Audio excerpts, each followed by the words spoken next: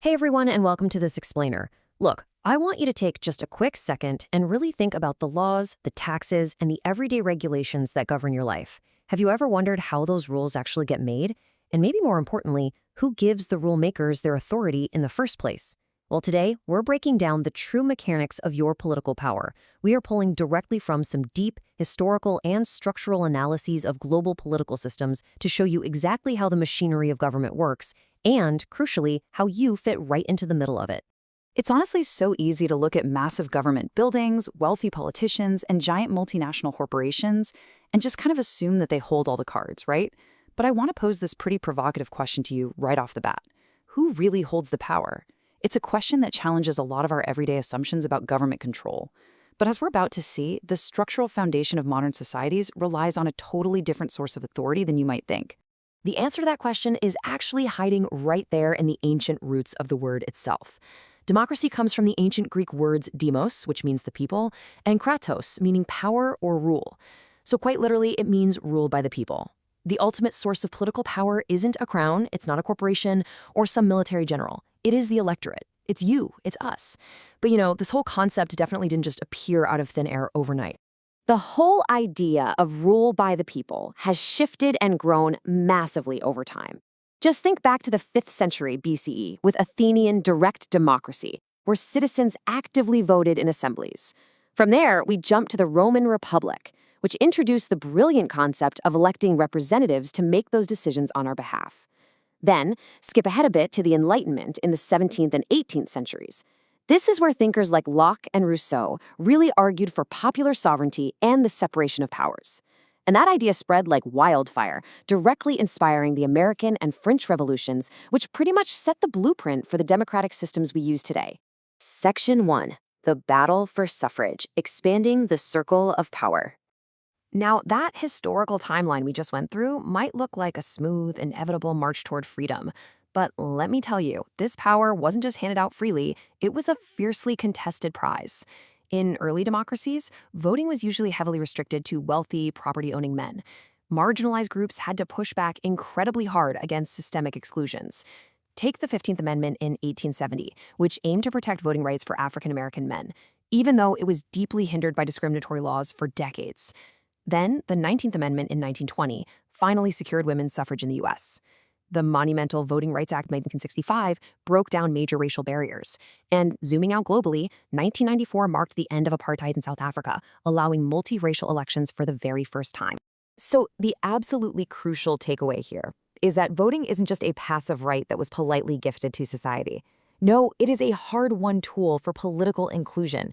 The very fact that people had to fight so relentlessly just to be included in the electorate tells you exactly how valuable a single vote really is.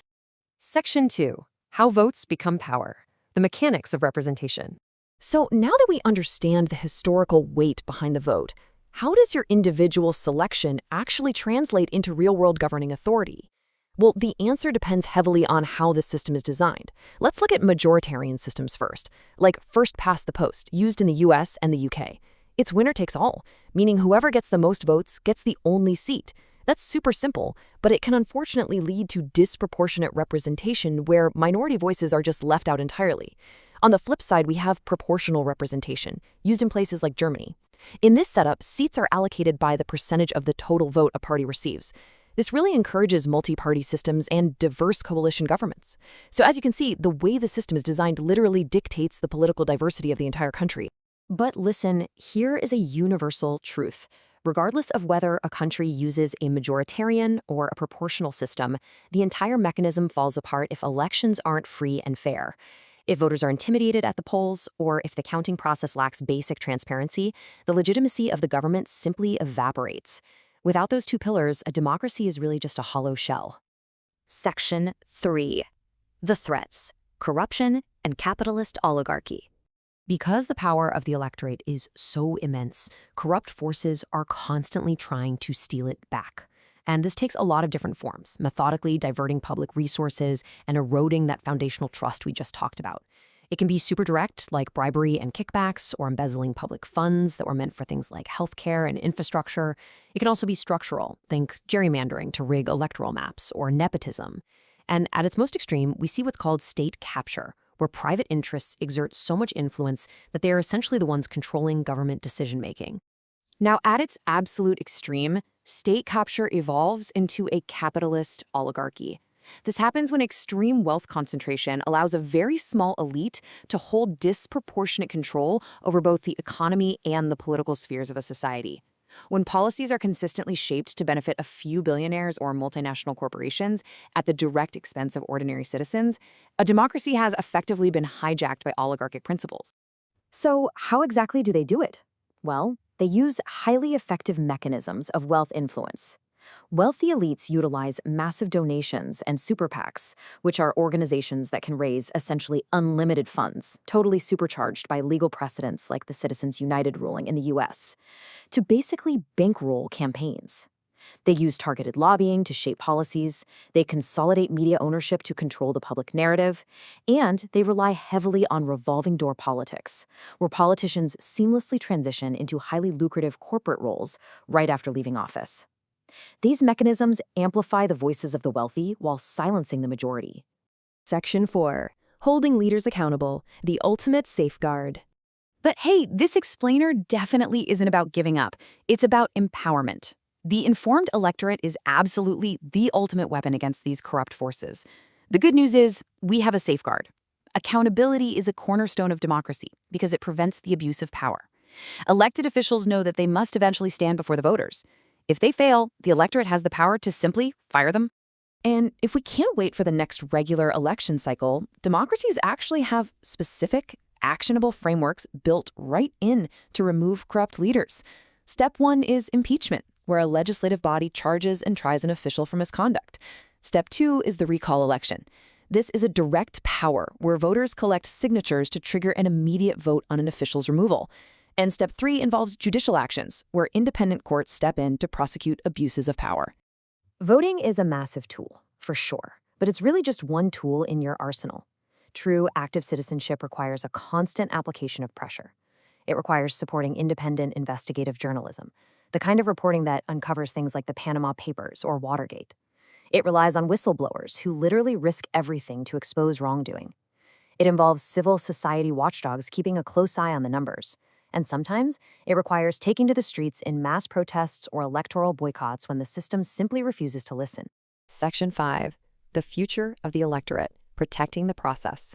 Today, we aren't just fighting old-school corruption anymore. We are fighting for the very minds of the electorate in a modern digital arena. 21st century technology creates entirely new vulnerabilities for us to deal with. We are facing coordinated digital misinformation and disinformation campaigns designed specifically to confuse voters. There's the constantly looming threat of cyber interference and the hacking of election infrastructure. And perhaps most alarming right now is the rise of AI. We're talking about campaigns using sophisticated algorithms from micro-targeting to exploit your personal data, alongside the frankly terrifying reality of deepfakes that can literally put words into a candidate's mouth. An uninformed public can so easily be manipulated by these tools. So how do we fight back and protect the integrity of our elections from both the old-school oligarchs and these new-school cyber threats? Well, we have to follow these systemic solutions. Step 1, we must enforce strict campaign finance reform and demand absolute transparency about who is funding who. Step 2, we need to strengthen independent electoral commissions so that they are completely insulated from any political pressure. And step 3, as individuals, we must actively promote media literacy so we can spot those deepfakes, and we have to aggressively protect a free press that holds power accountable. Which really brings us to the core thesis of this entire explainer. Democracy is not a passive system. You cannot simply cast a ballot once every few years and expect the machine to just run perfectly on its own. It is a highly dynamic, participatory process. It requires you to be informed, it requires you to be engaged, and it demands that you constantly push back against the forces that want to consolidate power. I want to leave you with one final, pretty provocative thought. You have inherited a system that countless people throughout history fought and sacrificed to build. You hold the ultimate authority. The tools are quite literally in your hands. So, the only question left to ask is, will you use your power to hold the system accountable? Thank you so much for watching, and stay curious.